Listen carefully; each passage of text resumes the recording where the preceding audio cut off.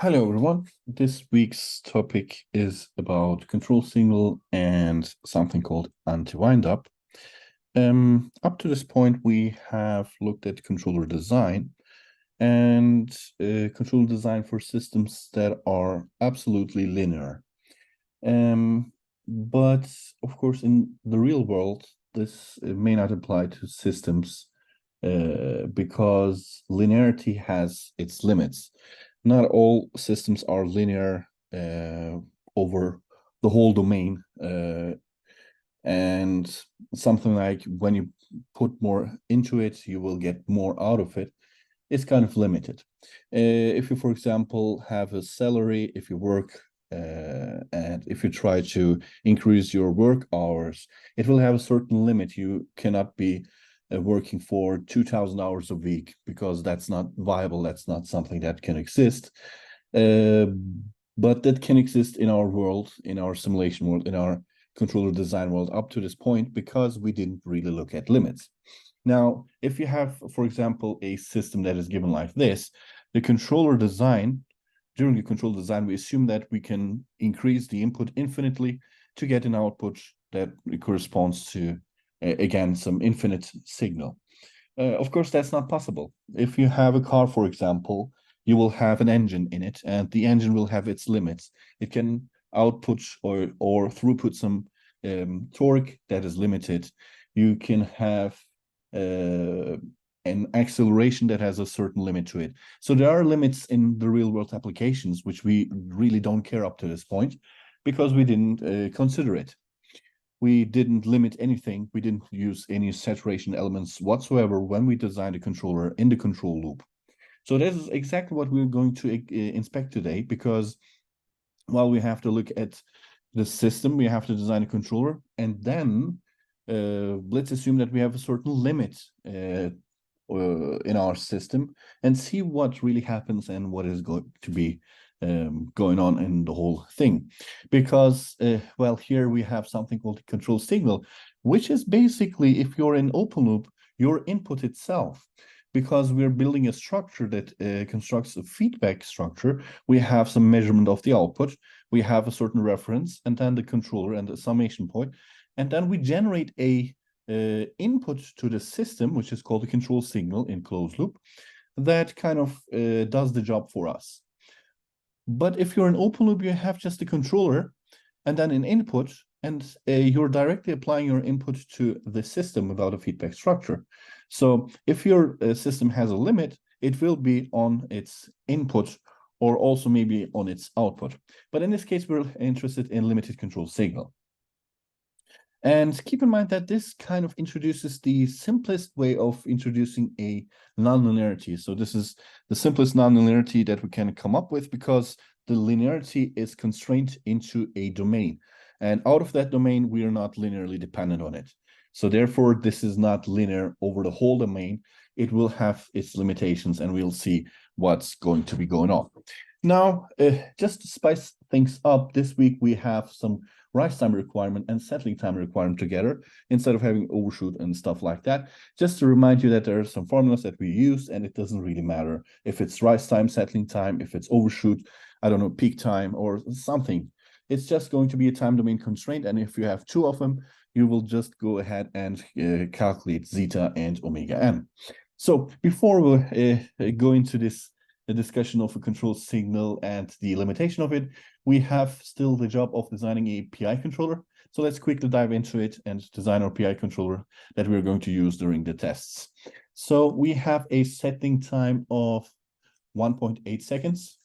So TS is going to be 1.8, TR is going to be 0.3, and then we have our system, which is going to be 40, 15, and 20. So let me also quickly define the symbolic version of it, because I might want to use it. So S squared plus 15 times S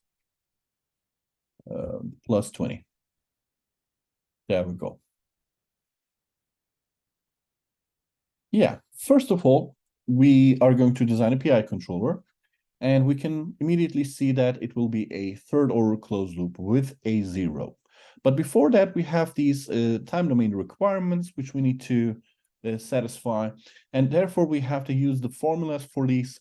We know, in fact, that settling time is going to be quite easily calculated with this formula. But then again, we need the formula for rise time. For peak time and rise time, we have formulas which look like pi minus beta divided by omega d, as far as I remember. One of them was this one here, and the other one was pi divided by omega d. I guess this is going to be rise time, and this is going to be peak time. I might also confuse them with each other, but we have this type of formulas for rise time and peak time. But we also have another formula which we in fact did mention in a PDF in the previous weeks, that looks like 2.5 times zeta plus 0.8 divided by omega. And we didn't really design, or we didn't really use the MATLAB's fit function during the lab session, but it was available in the PDF, and you could have just repeated it. Where we introduced settling time, we also introduced rise time. It is, in fact, has two different formulas. One of them is the second order one. This one is the first order one. You can just use either of them. It just doesn't really matter. But even if you use pi divided by omega d, you know that omega d is 1 minus zeta squared, square root of that times omega n. So it will only depend on zeta and omega n. And you have to work your way out to just map settling time and rise time together into zeta and omega n. And that's exactly what we're going to do. And I would rather just take maybe the ratio of settling time and rise time, so that, or rise time and settling time, so that we get rid of omega n, because both of them are in the denominator, so they will vanish, and we will have something in terms of zeta. So this one is more confusing, so we could just go ahead and say this is basically 4 divided by TS times, I guess, zeta. This is the inverse formula for omega n. And yeah, therefore this would be then TS times zeta times this divided by 4. I guess divided by 4. Well, what we still can do is we can just divide this into TS. So we have TR divided by TS, and then this zeta here would then generate 2.5 zeta squared plus 0.8 times zeta here. And instead of dividing by 4, let's multiply the left-hand side with 4. So we have this kind of an equation. And furthermore, what I can do is I can just take this one here out of there and put it in here. So this is an equation that is equal to 0. And I'm treating this as a polynomial of the variable zeta. And you can see there's zeta squared, there's zeta, and there's this constant term. So if this is a polynomial, I can also come up with the coefficients of it, 2.5 times zeta squared, and then we have 0.8 zeta, and then minus 4 times rise time divided by settling time. So if I use the roots command, which does the job for me, I'll end up in certain zeta values. Actually, in the candidate values, because I need to ensure that zeta is a positive value by definition. So yeah. But hope that you get the idea what I'm trying to do. You can, of course, do it in tons of ways, maybe using the symbolic engine, etc. But I'd like to just bypass that if I can, if I have something that I can use instead of the symbolic engine, because this is just going to be useful here. Yeah, why not? You can also maybe multiply with 4 and divide by 10 to just convert this into an even more cleaner polynomial. That would look like, if you multiply with 4, it would be 3.2, and then this would be 16. And then dividing by 10 would give you 1, 0.32, and then 1.6. The reason why I did this, if you would have been in a classical exam, you might want to use b squared minus 4ac and then just go ahead and use the second order polynomial formula for calculating the roots of this. Therefore, you might want to need this, which looks way better than the first one. But since we're on MATLAB, we're just going to skip that and see what the potential zeta values are. So let's run one, and yeah, this is just a reminder. So comment that out too. Run one, and there we go. We have minus 0.7 and 0.3806. Since we have one of them is positive and the other one is basically negative, we can actually see that there's going to be just one solution that we can use here. Yeah, it's of course the positive one here. So what we can do is we can just choose zeta equals zeta, where zeta needs to satisfy the positivity condition. Based on that, zeta is going to be this one here. Since we know that one, just use any formula you want, but the setting time formula again is quite useful here. Setting time times zeta should give us omega n. So now we did came up with a zeta and omega n, and if you just want to check out if it's correct or not, what you can do is you can just calculate back the rise time based on your values. 2.5 times zeta plus 0.8 and the whole thing divided by omega n should give you 0.3, which is the rise time requirement. Of course, I don't really need to check the setting time formula because I just did use it to come up with the omega n value. So that's obviously correct. So we've validated that these are indeed the values that we are looking for. Let's progress to our polynomial, which is going to be the desired polynomial, 2 times zeta times s omega n s plus omega n squared. Of course, we also know that this should be a third order closed loop. So let's have our residue pole or polynomial. There we go. Now, we're going to design a PI controller. Therefore, I'm going to just use the PI coefficients in order to define the transfer function. I could just go ahead and define it like this, Kp plus Ki divided by S, or I could also use Kp times S plus Ki in parentheses divided by S. That would be more professional, but yeah, doesn't really matter. Let's calculate the closed loop transfer function as usual, +1, and then PZS, PCS, num then to extract the values. And then our problem is going to be to find out what the coefficients of PCS is, and then equate them to PDS times PS. There we go. Now let's also go ahead and display our problem or set of equations. There we go. Now let's also maybe solve them. Since I know that this would give me a Kp value, I'm just directly going to use sol at Kp, and then maybe Pval, sol at P, and then Ki, which is going to be Ki val. So let's actually run this and see. This is the set of equations. We can immediately recognize the fact that P is a positive value, which is nice because this is needed for closed loop stability. And then we can see that we have a 1-by-1 correspondence. If we know what P is, we know what Kp is and Ki is. And in fact, we can see for this setup, we have just a unique solution. And the solution looks like this: Kp val, P val, and Ki val are these. Now, seeing that P val is a value around 10.5 is also nice because zeta times omega n equals 2.22. So 10 divided by 2.22, 4.5, something around 4, is going to be the dominance ratio, which is nice because we need that. And if we're also lucky about the 0, then we will be good to go. So, yeah, Since I have a unique solution, I'm just going to define my controller and look what the closed loop looks like, because this is not essentially focused on the controller itself. It's more about the control signal. Let's just directly dive into it.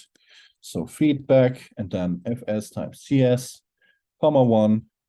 Let's check out what step info tells us so that we see if stuff is satisfied or not. Settling time info dot settling time, and then the same for rise time info dot rise time. Maybe also overshoot, just out of curiosity, info dot overshoot, and there we go. We could have a display of values here. So ts should be initially string ts, but experimentally we've seen that ts is going to be string tse. So let's repeat a couple of times. This is going to be rise time. This is going to be rise time. So here we will just have overshoot, which is not really that important, but yeah.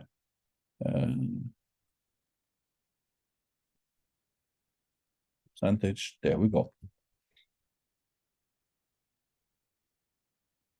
So now we can see that overshoot value seems to be around 40%, but we didn't have any requirements about that, so we don't really care about it.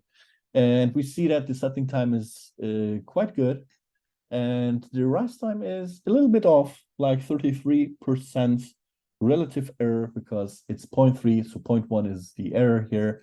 0.1 divided by 0.3 should give us 33%, which is not that good, but still acceptable since it's rise time, and in real-world applications that could be happening. And the reason for that is, of course, if we look at ZBK FS, we can see that the 0 is placed at 5.89, which is 5.9, and the pole was at 10 something. So yeah, it has half the dominance factor that the pole, the residue pole had, because our zeta omega n value is going to be the real value for desired pole pair, basically, and 5.8 divided by 2.2 gives us the dominance factor, and this is acceptable, and therefore we will be moving on. Now, what we need to do is we need to actually check out what the control signal is, because we never do that. We just look at the step response, we look at the output, and then we see if the overshoot values meets the requirement, and if the setting time value looks okay, or especially the time domain requirements, if they're met, then we're good to go. That's not actually the entire story here, because we actually need to look at control signals. In real life, control signals are quite important for systems and practical systems in the industry, because control signal also means money. If you think about electricity, and if you think about power usage, then you would recognize immediately that power consumption is a big deal. And yeah, control signal is sort of a power consumption. Think about a vehicle, and think about the gas pedal and the output speed. So there's a relation, a transfer function. What we can do is we can come up with a cruise control algorithm or a controller. But then again, we need to be fuel efficient. If it's a fuel-based engine, if it's an electrical engine, it doesn't really matter. You have to be fuel efficient or electricity efficient in order to be a practical solution or viable solution. So therefore, you have to check what the control signal looks like. Yeah, so how can we do that? I'm going to take the path that is the easiest for the first part here for analysis purposes, but then I'm going to go into detailed simulation in order to create all the signals that are going to be necessary for analysis. So first of all, let's remind ourselves of the structure that we're dealing with and the naming of signals, so that we can find out what the transfer functions are. Because what we're going to do is we're going to use the step function here and nothing else. I'm not going to open up Simulink, but you could maybe do that. Yeah. So what we do is we just use the feedback command here, and we look at the transfer function that looks like this. TS is usually Fs times GS, not usually, of course, always, Fs times GS. And we actually use most of the time the feedback command because we have to cancel poles and zeros here. You could use min real and this representation here if you really want it. So why do we use this formula, or where does this come from? Basically, if you look at the structure, you can work your way out, or you can use the rule where you look at the feed-forward path, multiply everything on that path, and then you have this loop transfer function, feed-forward divided by 1 plus the loop transfer function, and you're good to go. In this case, the loop transfer function is the same as the feed-forward because everything is in the feed-forward.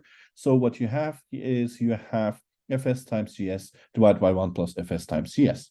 So what about something else? What if we want to look at, now we know that this is y divided by r. This is a relation between the reference input and, well, the output.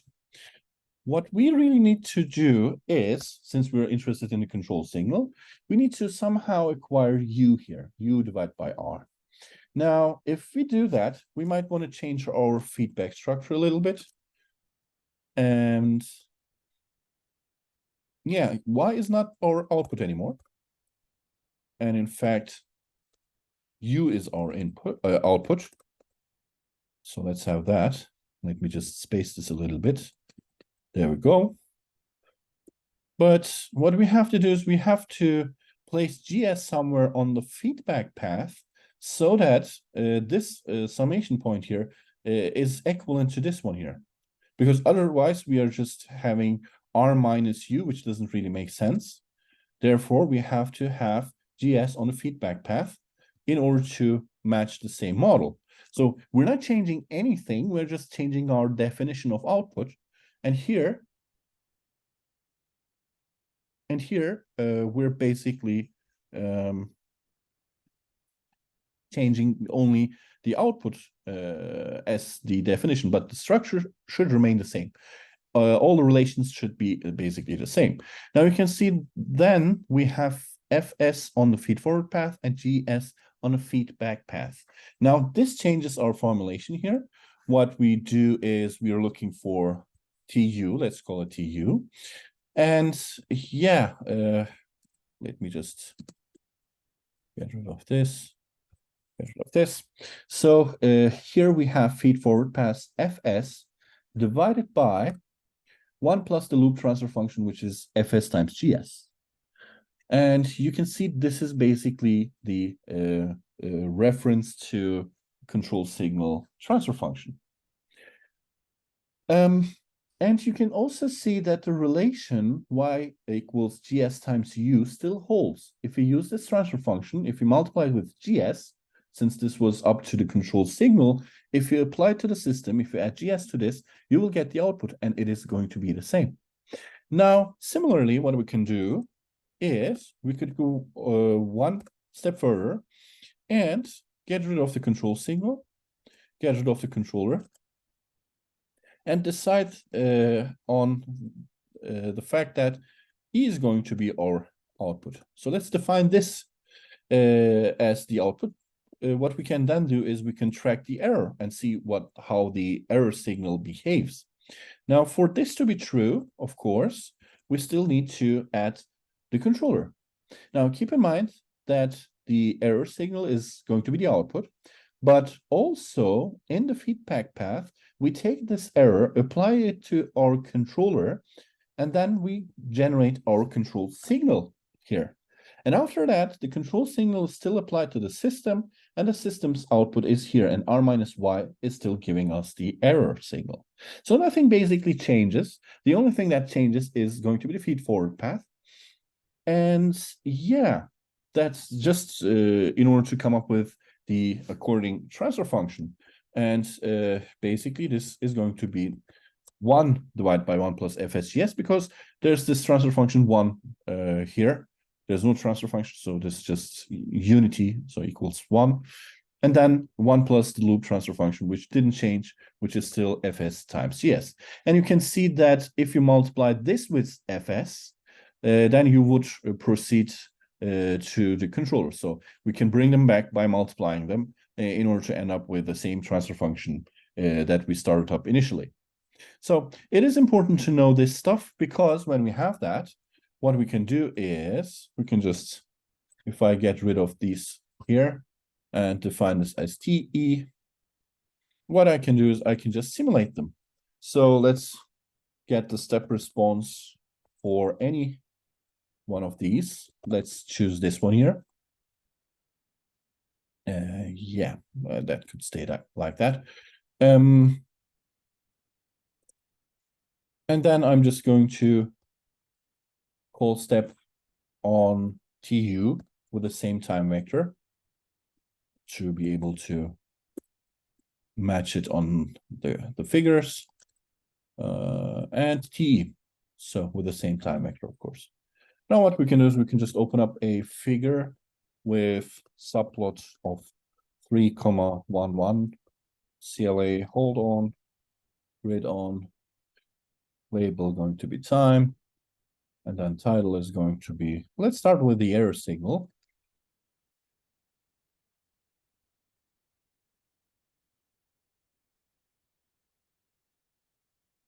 And then this is going to be control signal, and then this is going to be output. So let's plot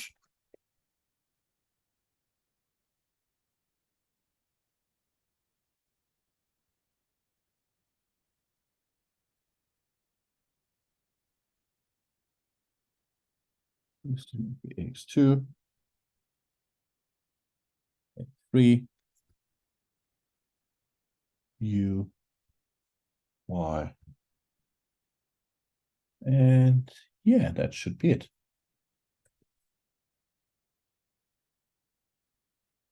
There we go. Now let's see how the system behaves. Now the first subplot here is going to be the error signal. And initially we see that the system is at 0. The step reference is actually equal to 1. The difference there is going to be 1. And as the system starts to increase its output, we can see the error gets smaller. It's going to be decreased for a certain amount of time, up to 0.5. And then it goes up and down.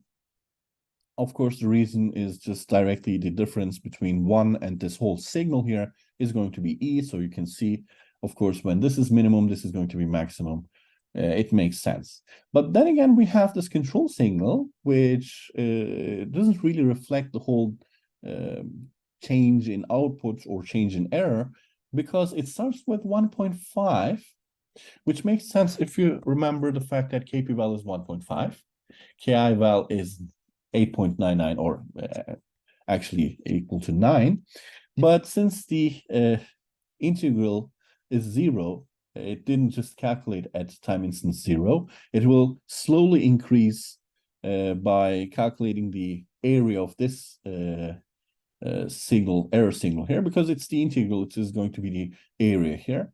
So it starts with 0, but then it will increase, the integral will increase, and up to some point it will then decrease, increase, and then hopefully settle down. But we can see that 1.5 times E itself is applied initially, and then it still goes on increasing a little bit up to this point. But then, even though the whole error signal is going down, its sum or its area is increasing. Therefore, we have more of that integral signal than the error itself. There's a 9 divided by 1.5 factor between them. So that factor actually determines this point here where everything turns around and it decreases basically the overall control signal. And then up to some point where actually the error should be 0, which is this point, of course, we're not stopping. We're just going through 1, but we're not stopping, as you can see here, because we have an accumulated error signal, even though at this exact point, the reference and output are the same and error is going to be 0, our integral, accumulated integral sum is preventing us from stopping because it is still getting applied. Therefore, we overshoot. And this remains on for some amount of time, and then it just decreases again the output. It's nearly 0. It almost stops there, but then it gets triggered by the error itself, because then the error is not 0. It's in fact minus 0.2. So we're still overshooting. So it decreases a little bit more in terms of output. It increases its input or control signal. And it's just going to reach the value that we want here. And you can see during steady state, we kind of can determine what is necessary here, which is 0.5, because the gain of the system, the DC gain of the system, 40 divided by 20, is actually 2. So in steady state, somehow the system should be resting at 0.5 input so that we get basically tracking here. Yeah, the integral here is quite important. The error signal is quite important. But with these transfer functions and without using Simulink, we cannot really visualize the components of the control signal, because we know for a fact that the controller uses two signals and combines them. One of them is the integral signal. One of them is the error itself. We're just taking a linear combination and applying them.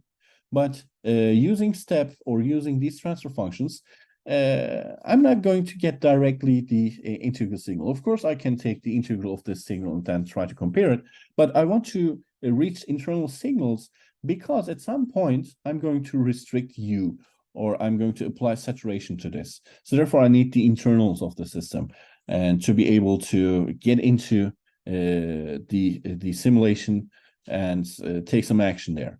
So how can we do that? Well, I'm going to do something special for that. In order to be able to do this, we need to simulate it ourselves. We have to calculate this dynamic system behavior on our own. And I'm especially going to do that. Now, this portion, of course, is not mandatory. You can just open up Simulink and take that path. You can just construct a whole feedback loop, apply the step, and you have all the signals available to you. But I'm just going to take an extra step and leave the Simulink part to you for practice purposes. And I'm going to just convert the system. Actually, I don't really need a run to here.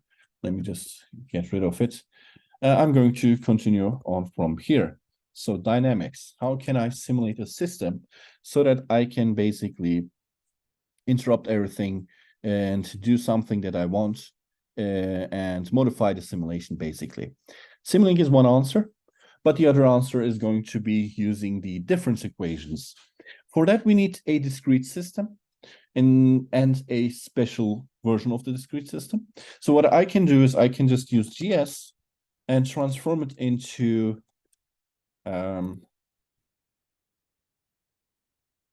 a discrete system, discrete transfer function, and then I can convert it into discrete state space, which would be basically the difference equation, which is also called difference equations.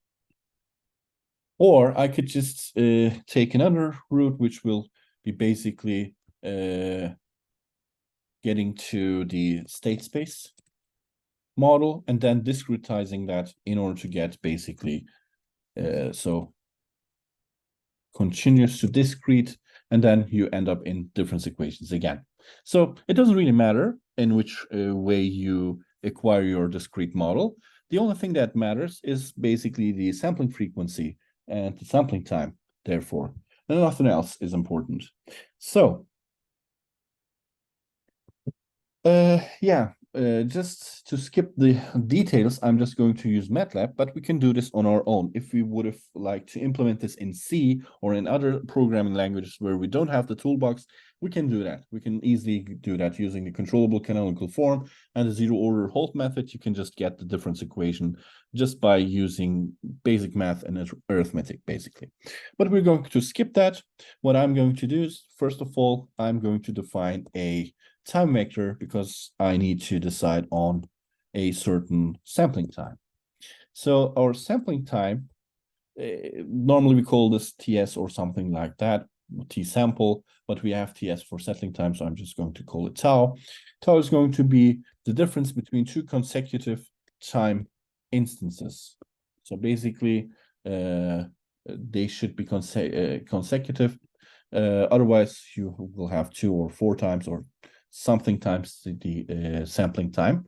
But here it's basically going to be 0.01, but I can acquire it from a vector using T2 minus T1 or any other 2 consecutive values. This is basically our settling time, and I hope that it's going to work.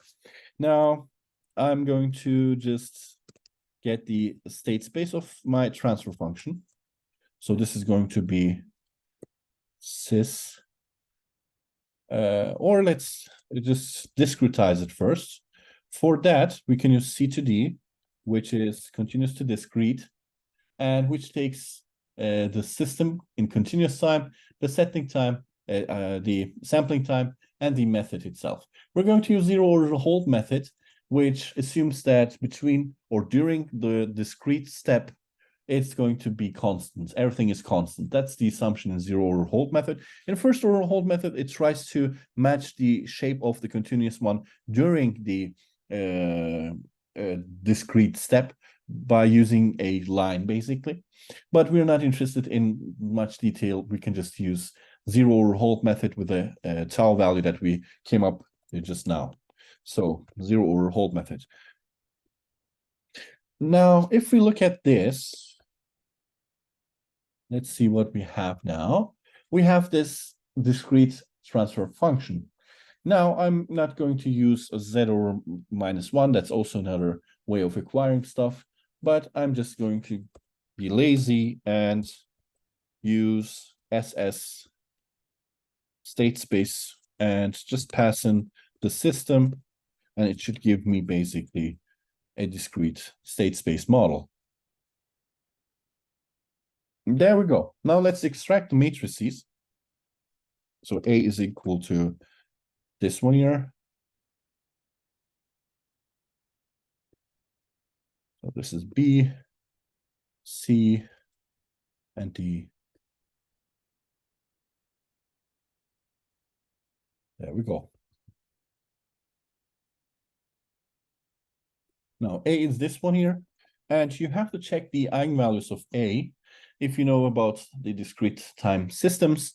If you're in a unit circle, it doesn't really matter if you're on the right half plane or left half plane. Only thing that matters is that you should be in a unit circle where the center is at the origin, and we're in the unit circle. Now, this is important because we have a stable transfer function, which I know that it is stable, and I'm discretizing it with a certain sampling time, and it should still be stable. Otherwise, my simulation code will not work. So I have to pick my frequency, sampling frequency carefully. But yeah, I can just decrease the step here a little bit and get a better sampling time. That means that we will use more and more samples, and we will use a for loop here. And the reason behind that is basically the following. Usually we have a transfer function, but when we convert this transfer function in a state space realization, what we get is we get this differential equation. Because we are looking at dynamic systems, this is quite usual to see. You can just take any transfer function and acquire its differential equation, which will be an nth order differential equation, or in our case, second order differential equation. And then you can convert it into two first order differential equations, which is called basically the state space model here. This is nothing else than the differential equation, but in a matrix form. And then since we discretize it using basically zero order Holt method, what we now have is xk minus xk minus 1 equals a discrete Actually, I can also get rid of this one here. A discrete times x k minus 1 plus b times u k minus 1. And then the static equation, which is y k minus 1, should be equal to c discrete times x k minus 1 plus d u k minus 1. So this is still a dynamic system because it has some memory. It depends on the previous values at time instant k minus 1, and it determines its next value. And in the differential equation, this is the dynamic part. This portion here has some relation to its past values or the sum of its past values, basically the integral here. This one also has that same thing captured here. So we're just changing the model a little bit so that I can use the programming language itself without any control system toolbox to determine the differential equation solution, or basically my whole simulation here. And it is helpful for complex systems, and if you just don't want to use MATLAB or anything else, if you're in a different environment, you can just use this approach here. Of course, you can also use some Runge-Kutta solver solving methods, but I'm just not going to go into much detail here. So, since we have this model, what we need is a certain vector where x is a 2×1 vector. We know that for a fact because a is a 2×2 vector. We know the dimensions here. So if I'm multiplying something with this A matrix, if it's x, it should be a 2×1 vector. And b is a 2×1 vector. This can be multiplied with a scalar where the input is a single input. Therefore, it's a scalar at the time instant k minus 1. So it makes sense. And then I have a 1×2 matrix C because it will be multiplied with x again. And it should create just a single output because we're using a single input, single output system. And D is, of course, a 1×1 scalar, which is, again, going to multiply it with a 1×1 scalar. Now, the important thing here is that during my simulations, I'll have something called x old and x new, and both of them should be 2×1. And I'm going to use basically x old here. So AD times x old plus BU is going to be x new, and then I'm going to use x new for my output equation, and then I'm going to need to store these stuff here. So I need to store everything about x throughout time because y and u is also a storage about time, and you can see that from the step function calls up here. We have a value for each time instances. I need the same for this too. So the best thing to do is accumulate them like this in a matrix structure. And you can see each column should correspond to a time instance. K equals 1, 2, 3, 4, each sample. So what I'm going to do is I'm just going to come up with a structure that's basically 2 by length t. And that's it. This is going to be where I'm storing everything about x. And I can just take u from the size of t because it's just a single input. And this is going to be the single output. And that's basically it. All I need is these three vectors or matrices. And then I have this relation here. I know what the matrices are. I'm just going to use a for loop, cycle through each time instance, and we're good to go. So that's our simulation plan. So let's do it, basically. You can use x old or x new. Let's assume that k starts from 1 up to length t. And then and. Now, the old value is going to be x k minus 1. And then somehow I'm going to store x k to the new value. So since this is, first of all, a matrix, it should return me a column vector. I'm getting the operators right. So take all the rows and the k minus 1th column, so it's a column vector. And do the same for the kth column. It's going to be column vector. The problem here is that we cannot index matrices using k-1 if we start at 1, because then we are trying to index vectors or matrices with 0, which is not possible in MATLAB. So what we really should do is we should increase this to 2, because 2 minus 1 is 1, and then we can get basically the old value. We are taking the first sample and calculating the second sample out of it. We are going to take the second sample, calculate the third one, and so on and so forth, up to length t. So that's going to be the strategy here. And we know that basically x nu is going to be this equation, exactly this equation here. I'm going to drop d because we don't have continuous time values. So let's, I can plug in x old here, but since it's the same and since this is a difference equation, I'm going to drop this. Basically, x nu is going to be a times x, all the rows, k-1th column, and then b times u. And once we're done with that, we're basically storing it here. So I can just also drop that, and it will look like the difference equation itself. So that's basically almost the same. And we can also do this for the static equation. We don't really need to do this for the static equation. We could do it afterwards when we have x and u. It's just a linear combination of x's and u, but let's keep it simple. Let's do it in the for loop itself. Of course, our input should not be 0 because for now, I'm just trying to simulate the system itself. So let's apply a step to the open loop system. So I'm basically having I'm trying to code the open loop simulation code here. And yeah, I guess we should be good to go.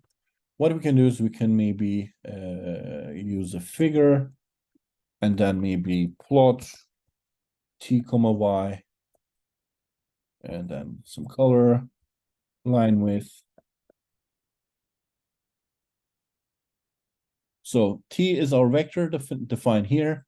Y is calculated by us. So yeah, hope that we didn't have any mistakes, but we did. So let's see. Oh, here we're missing the colon operator.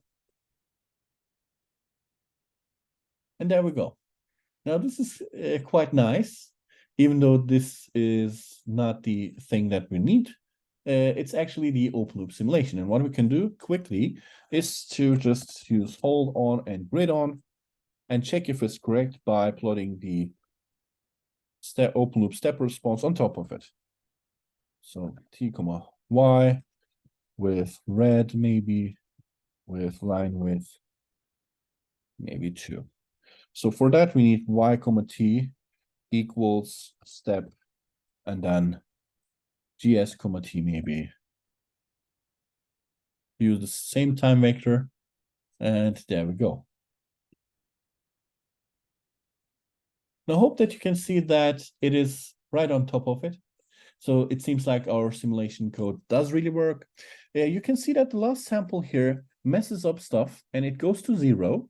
And it shouldn't actually go to 0. And the reason for that is that the last value of y is never assigned, because you can see length t is the last value for k, but we use the previous value. So what we can do is we can just copy the static equation, and this will be only for static equations if you're using this code. And we can just use the last values in order to calculate y for the last value, so that we fix the last step here. There we go, it's gone. Now it looks exactly the same. And this is quite nice to see. Now, what we've done so far is we've decided upon a time vector, therefore also a sampling time. Then we discretized our system and converted it into a difference equation, or the state space realization. And then we took the ABCD matrices. We knew that this is going to be the model. We have these signals. So let's calculate it, and these are basically the same. Now I have a way of interfering into the simulation here, because I can do something during the loop and change it about the system. I can come up with, I don't know, I can just change the value of u just for one sample if I wanted to. So yeah, of course, instead of doing that, we are going to do something more meaningful, which is going to be implementing the closed loop. Now I have this system here. Now I'm going to have the digital controller, basically, digital PI, and then we will basically work in closed loop, and that's it. So for that to work, what we need to do is we need to follow kind of the structure here, the feedback structure that we have. And that starts with the reference itself. And then we have the output. I'm going to take the difference between them, which is going to form my error signal. Now, once we have that, since we are using PI, we also need the integral of error. And I'm just going to generate another one for that, which is going to be Q. So we have E entering a 1 divided by S in Simulink, and we call the output of that Q. And that's it, basically. Again, I might repeat that.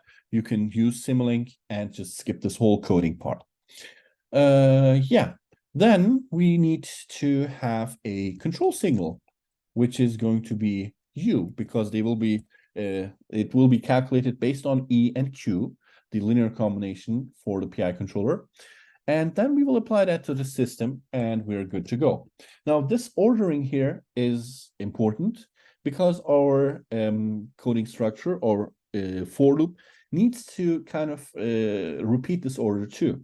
So now I first of all cannot use the dynamic part here.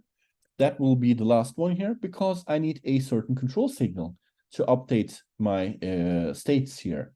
But I can reach the output here because this is going to be the value of the output from the right-hand side.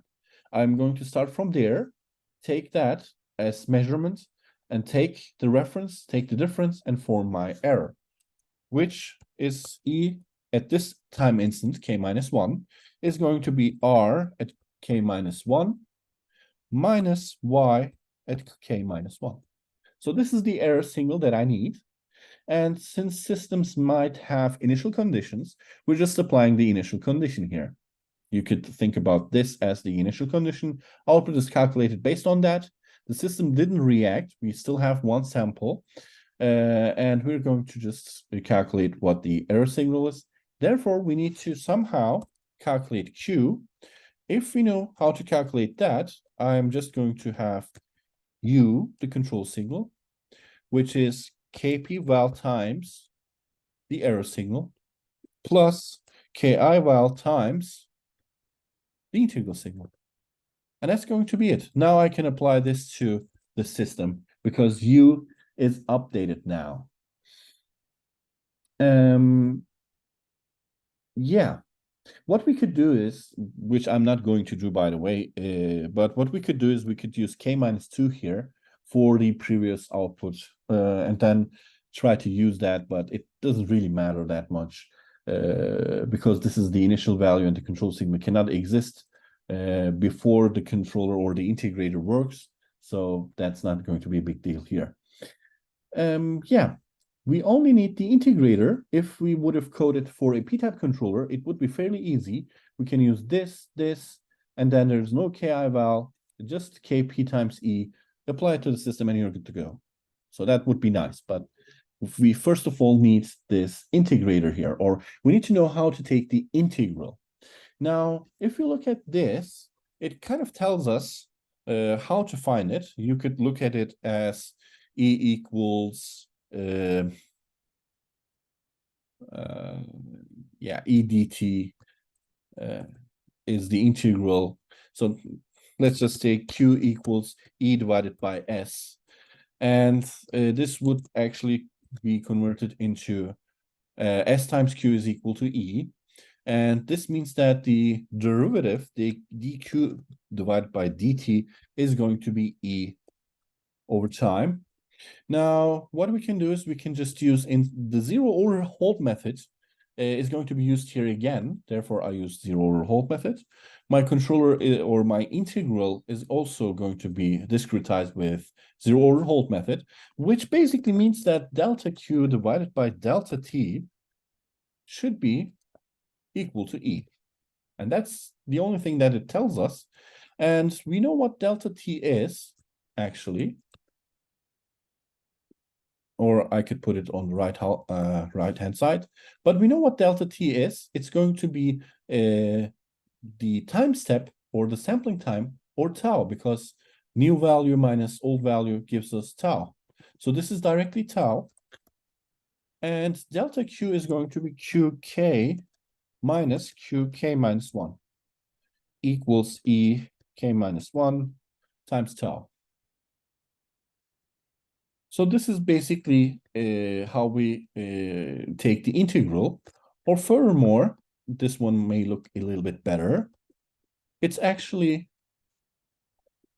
this one here, where sum equals sum plus E times delta t, or tau.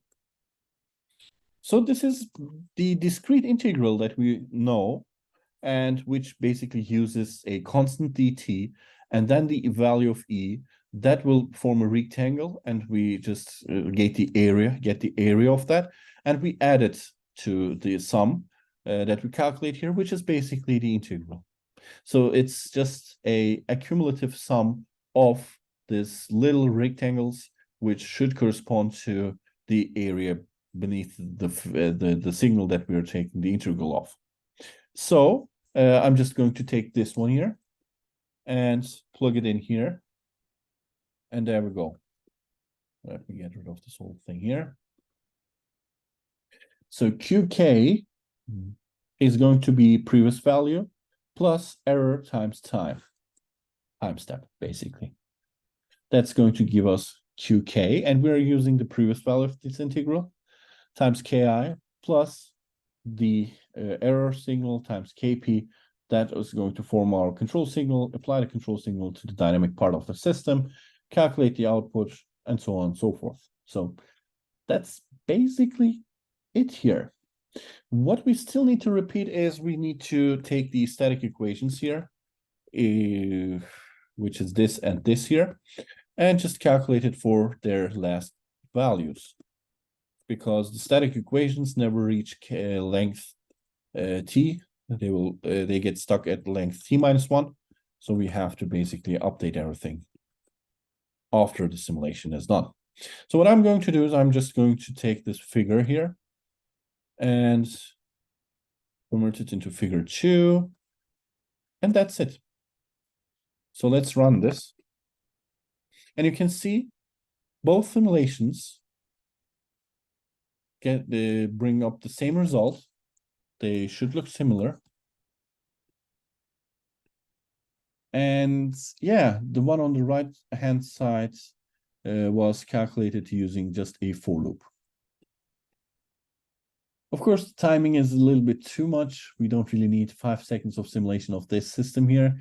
2 or 2.5 is okay, I guess. So let's just pick the value there, 2.5, and we're happy to work with that. So let me just update that, and there we go. It looks similar. It should be basically similar. So we can drop this one here and focus on figure 2, which is our simulation now. Of course, when you use Simulink, it would take not that much to come up with this figure here, I would say. So what about it? Well, now what we can do is we can actually change our figure a little bit, because we also know what the integral signal looks like. We could just easily add that too. There we go. And let's call it AX4, 4, 3, and then AX2, Q, EQU. There we go. So now we have 4 signals, and we see that initially the integral is going to be 0, and our error signal is 1. Taking the linear combination KP val times KI val times Q and their sum, so 1.5, then makes sense because the integral portion is 0. Now this increases a little bit, 9 times this and 1.5 times this signal kind of generates our control signal that looks like this. So now this signal is a linear combination of these 2 signals. which is quite interesting. Now, what I still can do is I can also visualize the proportional and integral part of my control signals. So let's actually do that. I could just say, okay, let's have Kp val times E in red, and then Ki val times Q in blue, in order to see which one is which one. There we go. Now you can see that we have the proportional part of our control signal, which basically goes to 0 because it is just Kp val times this signal, which also goes to 0. And eventually, if you're tracking, error should go to 0. And your integral sum actually does not go to 0, but it is going to be constant. And yeah, we can see that it starts off with the first value of the proportional part, and then it's going to behave with the sum of this red signal and blue signal. And here somewhere, they become almost the same. They meet each other here. And then this one increases and this one decreases more. So the decreasing part is dominant. So this one here decreases for a long time. And then we see that the integral part has more action when we transition into the steady state. So it's quite nice to visualize the control signal in its components, and then to be able to track what is really going on. Now you can see that coming up with Kp and Ki values is not that easy if you think about the dynamicness of your controller, because the controller does not only depend on E, but also on its integral. And these two combined are kind of trying to drive the system as it should behave. And that's not quite easy to come up with. We use the polynomials and poles in order to come up with the best strategy that we can. But you can see that there's a whole different language going on here. And also we use a whole different language in designing controllers. When you use numerical tools where you are searching for Kp and Ki, you can visualize that it tries different combinations, and the best one that works has the best value in a certain index, and then you're optimized that for that index. Yeah. What else can we say about this whole thing? I'm just not trying to miss anything. Well, it is important that the error here goes to 0 and that the integral term becomes constant. The only way to achieve stability with an integrator is to have a constant output and a 0 input to the integral part. So the input of the integrator should be 0. So the system should have 0 error. Otherwise, if you have something in the input, then the integrator will react on that. And if you think about disturbance for a minute here, if you apply certain disturbance, the error signal will detect that. And this detection will be taken into consideration because we will just sum that into over time. We will take the integral of it. Unless we reach again the error 0, we will not stop. This can be a good thing, and this can also be a bad thing, because the integrator itself with constant input gives us ramp output. It is just something that tends to be unstable because anything in its input will drive it to calculate the sum of its inputs. So this is not a good thing if the error signal and the integrator is chosen so that the error goes to 0, tends to 0. If the system would not be stable, or if error would not go to 0, we would be in trouble. But also, we could recover from a certain disturbance input because the integrator stops only when error is equal to 0. So it's kind of interesting that we need this dynamic behavior with an integrator to be able to hold our position or track our input. for step types, of course. Otherwise, we need more and more integrators. But it's also the thing that makes the system unstable. So it's quite interesting.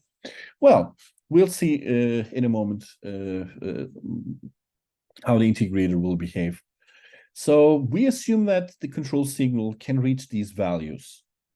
If it is reaching these values, where, by the way, these values are not that bad, because for a system having a steady state value 0.5, you might want to go up to 300 times of its nominal value, I would say.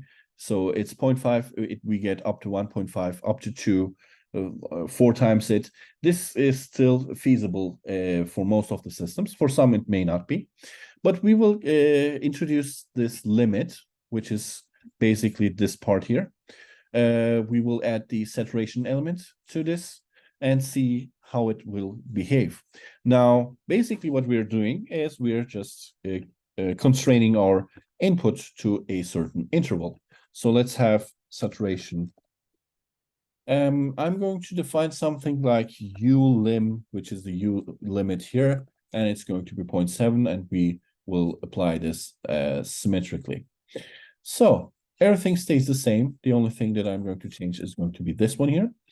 And now let me just visualize you the system. If we would have been in Simulink, we would have a saturation element, and then we would have GS, and then the feedback path.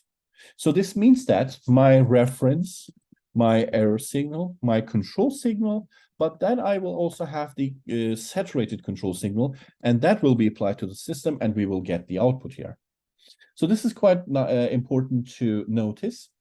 And therefore, instead of applying U to the system, I'm now going to define something like USAT, and I'm going to apply that to the system.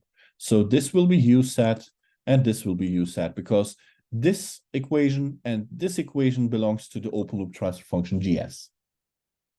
Now, based on that, I'm going to look at the error. Nothing will change. The integral of the error still stays, but then we calculate our control signal, and here somewhere we should calculate USAT. Now, a saturation block is a nonlinear block if it's not inside the limits. If it's inside the limits, it's going to be linear because it's not going to hit the constraints. But other than that, it's going to be a constant term, and the limit itself is going to be that constant term. So we have USAT k minus 1, and I'm going to use an if block for saturation because I want to check if USAT k minus 1, actually not USAT, U itself, k minus 1, if the control signal is above my limit, because that's one of the conditions that I may hit.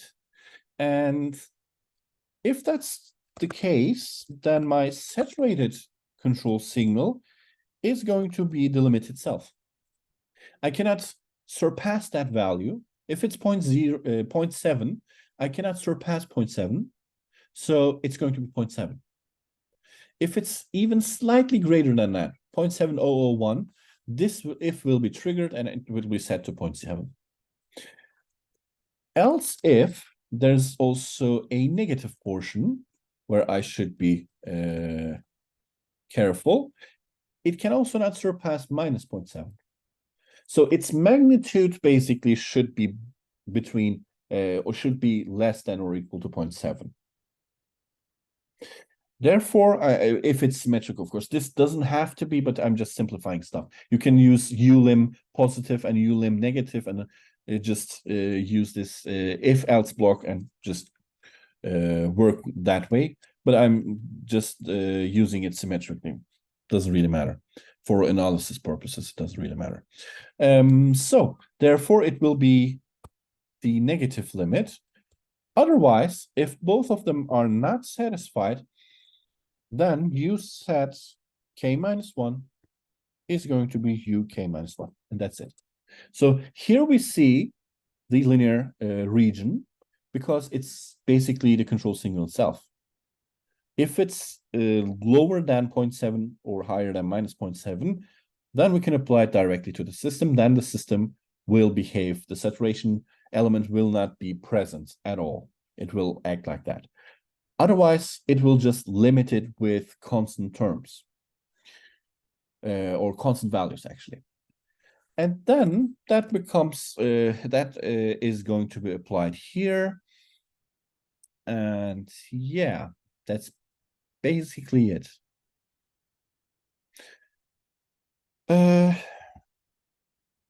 One problem is that the last value is not going to be calculated of u set k minus 1 because length t minus 1 will be the last value that is assigned. What we can do is we can cheat a little bit. We have two options. We might want to do it like this for and, which may not be true if we have disturbance and stuff like that. So what we could do is we could maybe repeat the last part here, or we can copy and paste the whole if block here for the end value and then calculate that, whichever suits you. But I'm just going to be lazy and assign it like this, assuming that that's not going to harm. So what did we mess up here? Oh yeah, of course, this one here is just for comments.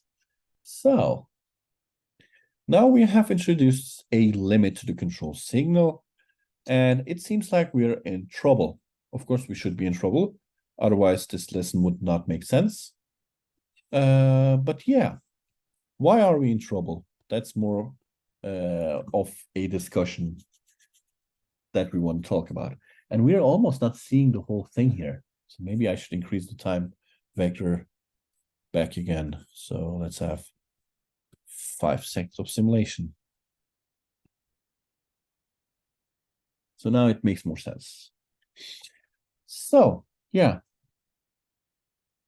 we applied a certain limit to the control signal, which is 0.7, which is somewhere here, which we also can plot, by the way. So let me just plot the limit here.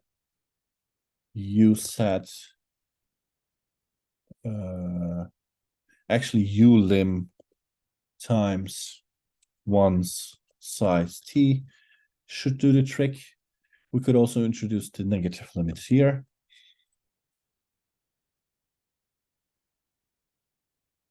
There we go. We see the limitation, and we don't plot u set. So let's plot that too. So u limit, u set, maybe some other color. There we go. Now you can see why I'm basically using this method. I have control over everything, and I can plot everything. Of course, I could also use code plus simulation, Simulink stuff, but yeah, I just wanted to show you that we can actually implement the system simulation, the controller itself digitally, and then just use that. Assume that you have a embedded board, maybe a Raspberry Pi or something else, maybe an ARM board.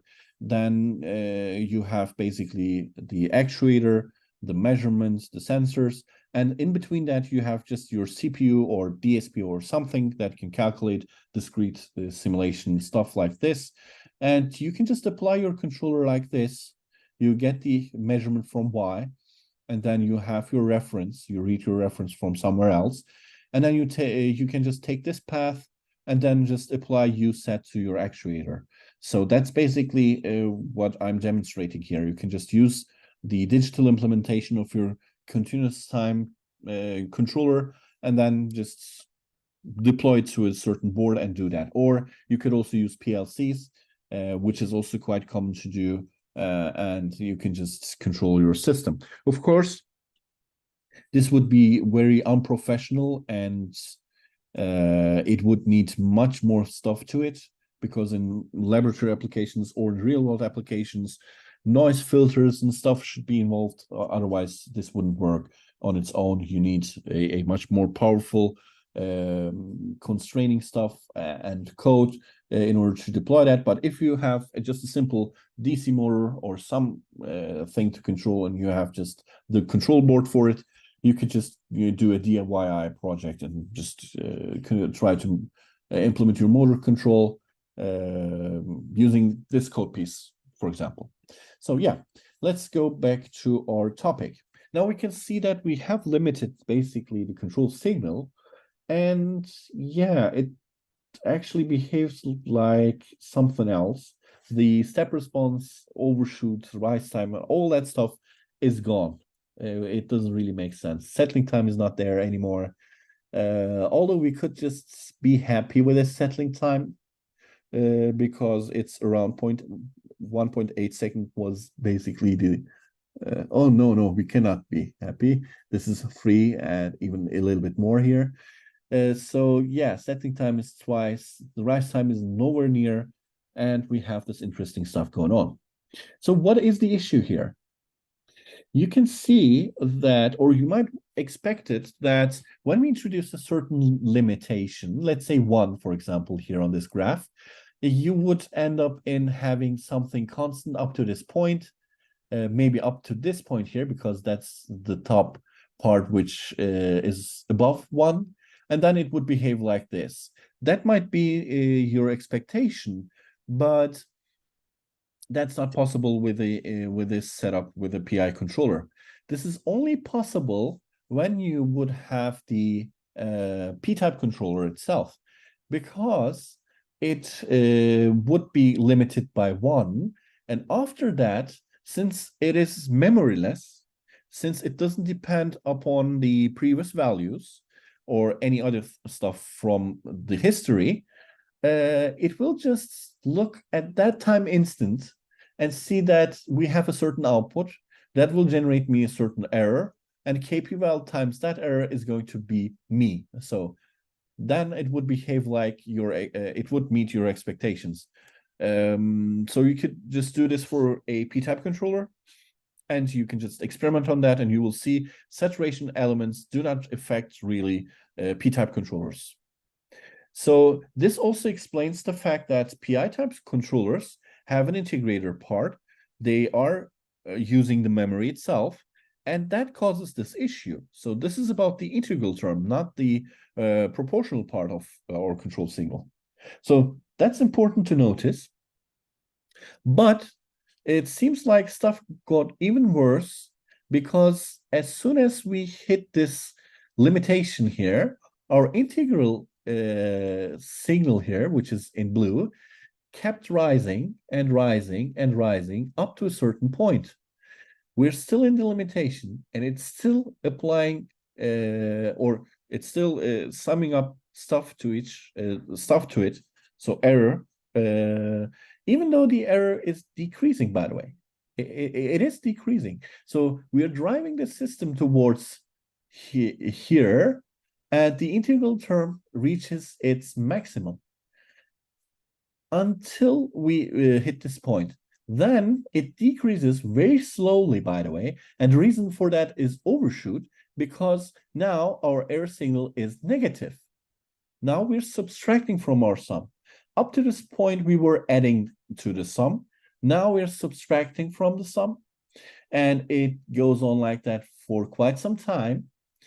And now, somewhere around here, we are basically done with the integral part, and the integrator sum is also becoming lower. So the combination just hits this value, this critical value, which is going to be lower than 0.7. At that point, the control signal behaves like we want it to behave, and the system just hits its target. So it seems like we're wasting stuff or time, or even control effort, or we're wasting fuel, electricity, whatever, because this shouldn't happen. This doesn't make sense. When I'm limited, I should not actually expect the integrator to do much.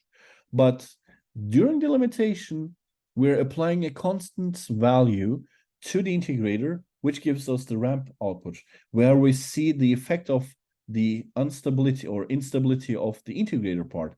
Therefore, we are in trouble. And this goes on for quite some time, but there's this problem of adding to the integral sum increases our magnitude of our control signal. And when that's increased, we stay still saturated. So this time here, we're just we wind up being here. We cannot leave saturation as soon as we should. It takes twice or four times more time to do that, actually, because our integrator panics, increases and increases and increases, and sums up during some portion of the saturation, and then it needs even more time to cool down this the integrator, or get rid of the whole accumulated sum, so that our control signal is not going to be saturated anymore. So we can do a slight change on the limit if we apply 1 as a limit, which is a bit higher in value. You will see this time decreases, but it still does the same. The behavior didn't change. The integrator sums up stuff, it accumulates too much sum, and since the linear combination is directly the control signal itself, we are hitting the saturation and we cannot leave it. Whereas the expectation is to hit it somewhere here, or hit it somewhere here, because here the proportional part leaves basically saturation. But yeah, the integrator itself is not only damaging this system or the behavior, it's also not going to be able to do anything. So do we really need any integrator during saturation? Because all that it is going to do is produce some ramp input, and we're going to use that in our linear combination. If we have a control signal that is above the limit and we're just able to apply the limit itself, why would we use an integrator during limitation? Now, when we're below the limit for the control signal, then the integral part might make sense, because some disturbance might be coming, or we need the integral part when we're in the linear region, because integrator, of course, is quite powerful and useful to track the input. And if we only use the proportional part, we were not going to be able to track the input, as you can see here. In the linear region, this proportional part is actually trash, because it's not tracking the input. But during the saturation, we would like to have this proportional part and not the integral part. So it seems like during saturation, proportional controllers are the best. But other than that, we will stick to the PI control itself. So we are going to fix this, and there are two ways of doing that. One of them is switching from a PI controller to P controller if we have saturation, and then back again. So we are going to switch the controller. Or we could just use a feedback of the difference of our control signal, because the controller does not know that there's a certain limitation there. We might want to subtract some value from our sum to actually ease down on the accumulated sum a little bit. So when we apply some negative signal to it as a feedback, then the integrator would not panic this much. This is kind of feeding back the information that there's a certain saturation, so you should be aware of that. And this is the difference between my control signal and my applied control signal. Then you can use this difference in order to calculate the actual control signal, and you would not panic if you have this feedback. So we'll see in a minute. So let us actually revert back to point 7. And yeah, let's get this saturation part. So applying the strategy is called anti-windup. So because there's a windup here, we're solving it with an anti-windup structure. And this anti-windup structure could be implemented two ways. There are even more ways, but I'm just going to mention two ways. And one of them is going to switching off the integrator, because integrator during saturation doesn't make sense. And the proportional controller is the best that we can use during saturation. So I'm going to introduce a Boolean value, which is called is saturated, because I want to know if I'm saturated or not. Saturated. Let's call it, let's define it false. There we go. Now, if we are in the linear region, then saturation is off. So therefore, is saturated should be equal to false. Otherwise, I'm going to set it to true, because of course saturation happens here. So therefore, I need to use this saturated flag in order to control the way I'm using my integrator. Actually, not like that, like this.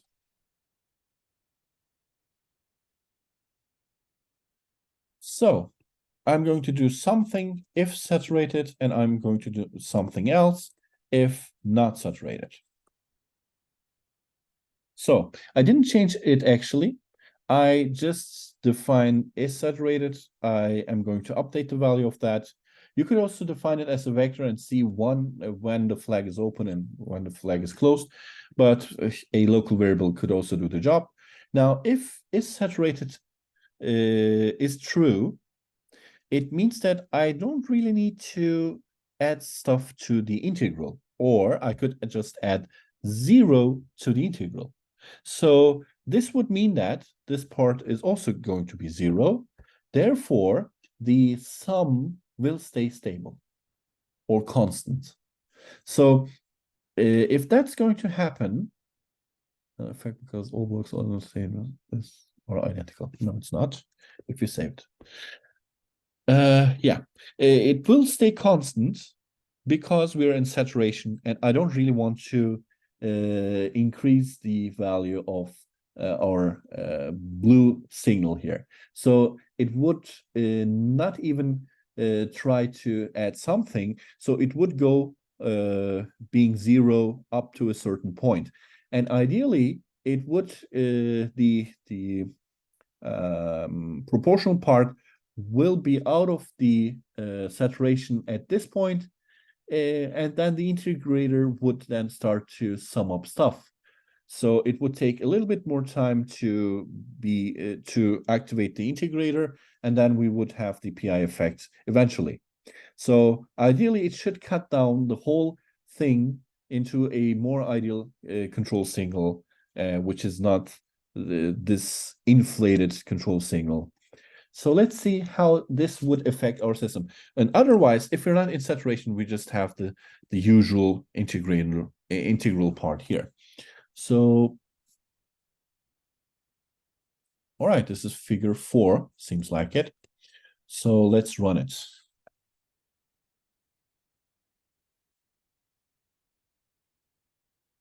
But didn't we have figure 4? Oh, it's not 4, it's 3. So let's change that. So there we go. This is the new and hopefully better solution that we came up with. Now, let's see. You can see that the integrator is shut off for quite some time, and we are tracking the p-type controller control signal for some time, and it still is going to be higher than that, because even though when we're just below the limit, the integral part times 9 is going to drive it to be still saturated here. And once that's done, it will become identical to the integrator part, because as you can see, the error here does not do crap about it.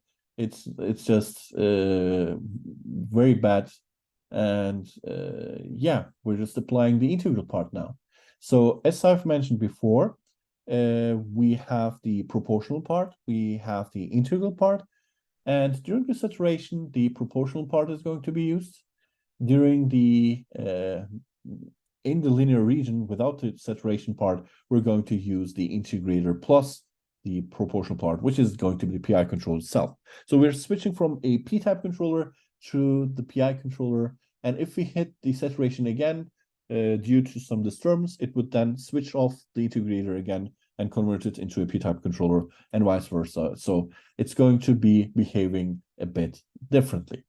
You can see, of course, the shape of our response compared to the actual shape is not going to be the same anymore. The overshoot is less, the rise time is not the same, the settling time might also not be the same, or might be the same. It's just depending on the results. So we actually don't have any control of our behavior anymore, because it is going to be dictated by the limits of our system. And this brings us back to the controller design strategy. Now, if we have a certain limit on the control signal, we should actually take that into account when we're choosing rise time, settling time, overshoot requirements. If we don't do that, and if we have poor choice of settling time requirements or time domain requirements, then we will end up in this scenario here. So it means that we should go ahead and come up here and say, okay, rise time is a bit too much. It seems like the best we can do is like, I don't know, maybe 0.7 seconds. So we should basically update this to 0.7. Therefore, the settling time should also be increased a little bit more. So it should be, I don't know, maybe 2 point something or 2 seconds or 2.5 seconds to be even more specific. So then design that PI controller and use this anti-windup structure in conjunction with that, and then observe if the system behavior is within the limits and is behaving like we want it to be. So the control signal itself might also be a limitation, and that limitation will affect our time domain specifications. So it's important. Now, what about the other strategy? So yeah, let me just quickly show you that we have a different one, anti-windup 2. So 2. And here, instead of having this saturated block, we're just going to change this in a minute. But what we want to do is going to be the following. So this is our integrator, but we want to feed back data to here, and the input of the saturation element, namely U, is going to be bigger, so therefore it becomes the minus part, than U sat. Since we're saturating the input will always be greater than U sat. So if that's the case, and what I'm going to do is I'm going to use the indices k minus 1. If this is the case, then the sum should not grow that much, because we have a negative effect on the sum. So it should increase, but not that aggressively. It should cut down the aggressiveness of the integrator, hopefully. And it's also possible to assign a certain coefficient to this difference, something like 2 times and 2 times U sat could also be applied here to tune this too, because it's a feedback, and when we have a feedback, we like to tune it. And there are also formulas to calculate these values, but I'm going to skip on that. You can just go ahead and read that portion and try it yourself. But we can also assign some gain to it to tune the behavior here. But essentially what we are trying to do is we are trying to have a negative effect on the accumulative sum that is going to be happening during the saturation. The only issue with this is, though, that UK minus 1 and U sat K minus 1 are not calculated, because The next step is calculating the control signal itself, and then the next step is going to saturate that and then apply it to the system. So I cannot know what the values of these are unless I can just be happy with one sample delay, and I can just do it like this. So I could just introduce a feedback that is delayed one sample. And one sample is just 0.01 seconds or 1 millisecond, so it's not going to be that big of a deal in practical applications. But for that to be possible, I need to have k greater than 2. Otherwise, MATLAB index system is not going to be happy with that, because indices in MATLAB start with 1. And if I plug in k equals 2, 2 minus 2 is going to be 0, and uset 0 is going to throw an error, because that's not possible.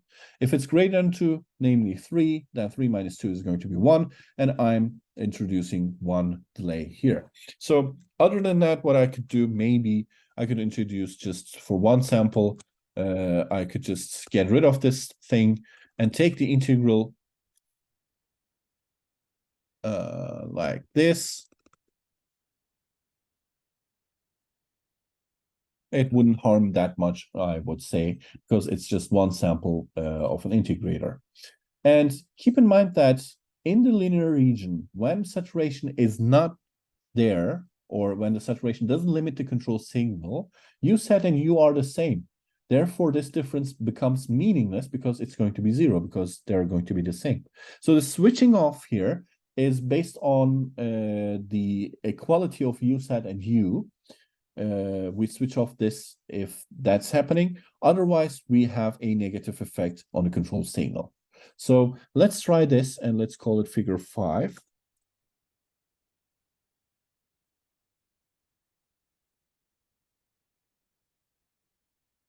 And this is the other strategy.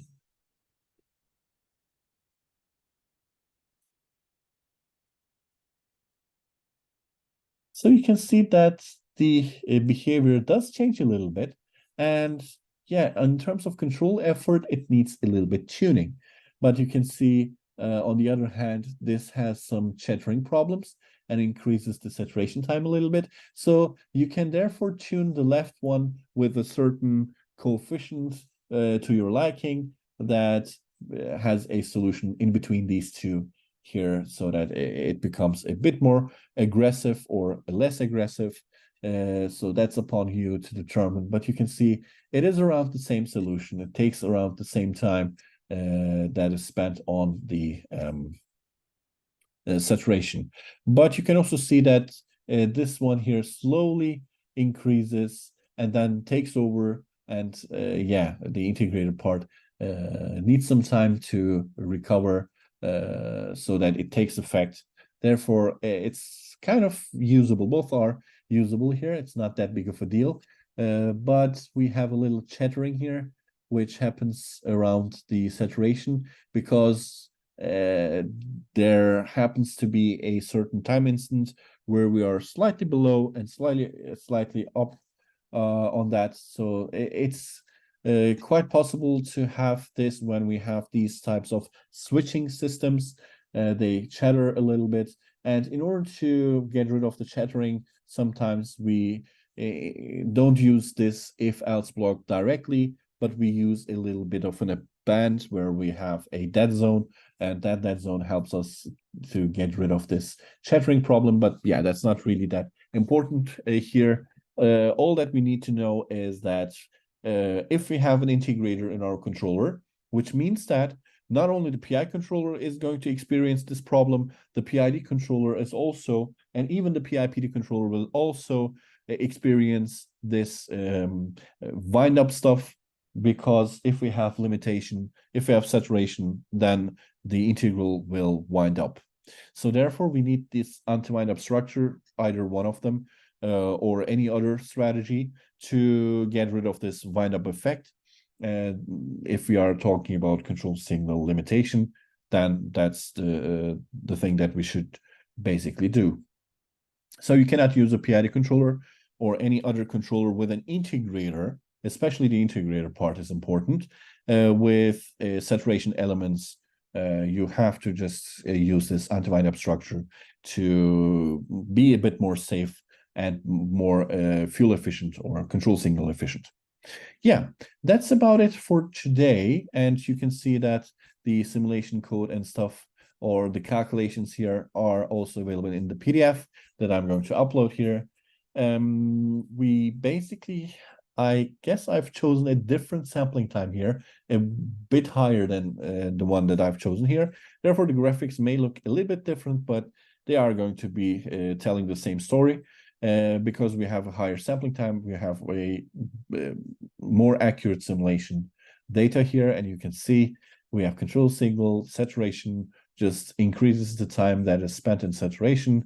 But when we deploy our system, we can see it doesn't actually take that much time. It just improves upon that, and you can just use any anti-windup structure that you want to use here.